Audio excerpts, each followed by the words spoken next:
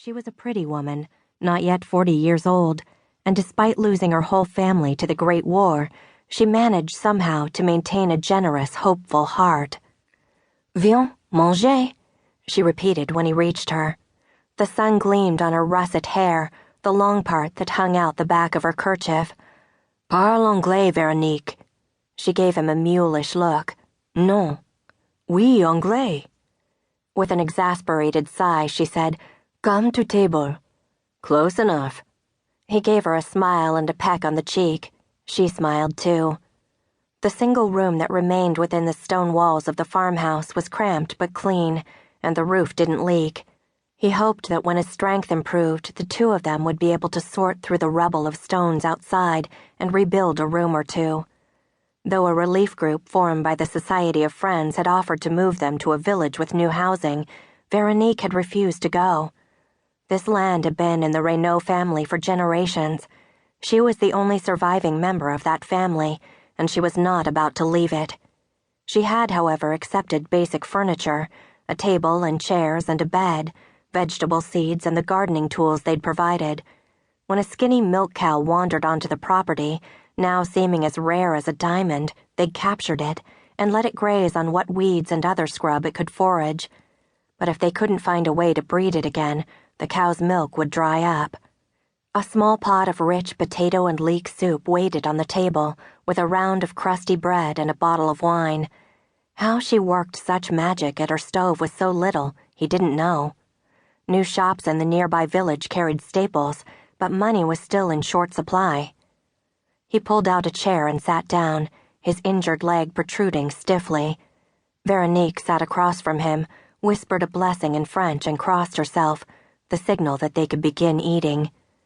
The soup was warm and tasty, and his appreciative noises made her smile again. "The Red Cross was here today?" he asked in French. Christophe knew the term Croix Rouge. "I saw their car leave."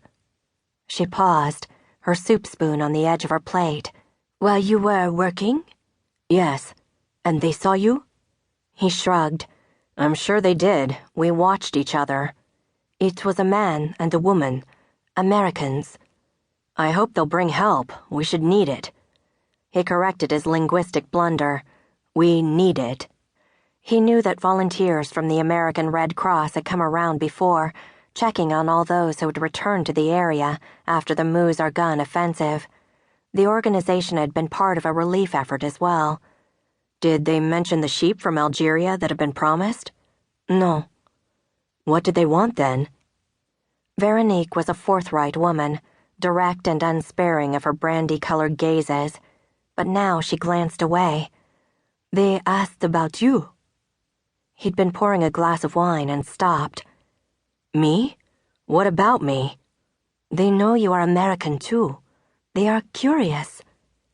Washed with a formless, uneasy dread, he put down the bottle.